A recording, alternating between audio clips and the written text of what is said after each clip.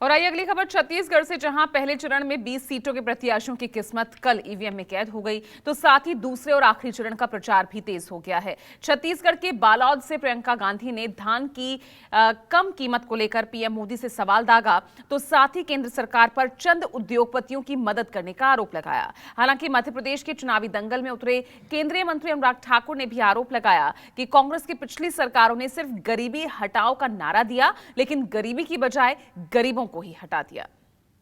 वाराणसी में जहां से मोदी जी खुद सांसद है, वहां पे धान आज 1200 रुपए में खरीदा जा रहा है। सिर्फ छत्तीसगढ़ में आज 2400 रुपए मिलते हैं आपको धान के लिए। तो जब हम बात करते हैं कि हम इसको बढ़ाएंगे, 3200 करेंगे, तो इस बात का कुछ आधार है।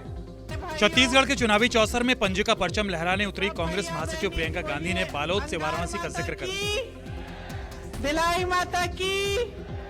किसानों को साधने की कवायद में न सिर्फ पीएम मोदी ने धान की कीमत का हिसाब मांगा, बल्कि उन पर फिजूल खर्ची का इल्जाम भी चस्पा कर दिया। किसानों और आम जनता की अनदेखी का आरोप भी जड़ डाला। मोदी जी के लिए 8000 करोड़ रुपए का एक जहाज खरीदा। उस जहाज का क्या इस्तेमाल होता है? मोदी जी घूमने जाते हैं विदेश में। 20,000 करोड़ खर्च रहे हैं संसद भवन के लिए। अभी अभी उद्घाटन हुआ कुछ महीनों पहले।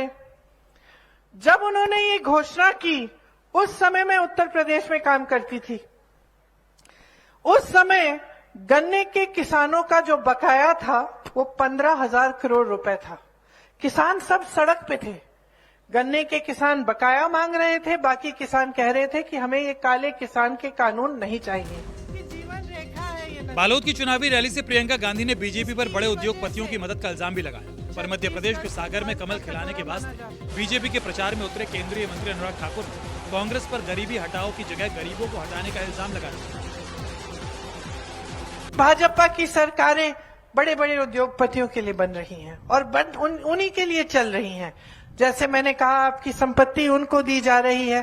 अडानी जी एक दिन में, सुन लीजिए बहनों, एक दिन में एक आदमी अडानी जी 1600 करोड़ रुपए कमाते हैं एक दिन में, और देश का किसान आज 27 रुपए कमा रहा है एक दिन में। कांग्रेस के लोग वो हैं जो नेहरू ने कहा, इंदिरा गांधी ने कहा, राजीव गांधी ने कहा, सोनिया गांधी ने कहा, राहुल गांधी से लेकर प्रियंका गांधी ने कहा गरीबी हटाओ। गरीब मिट गया, लेकिन गरीबी नहीं हटी थी।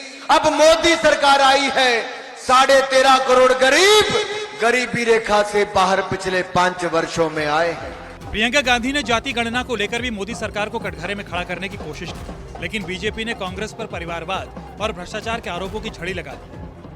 इस इलाके में इतने लोग दलित हैं, इनके लिए हम एक खास नीति बना सकते हैं, इनकी मदद के लिए, इनको आगे बढ़ाने के लिए। या हम कह सकते हैं कि जो ओबीसी वर्ग है, ज्यादातर किस तरह के काम करते हैं?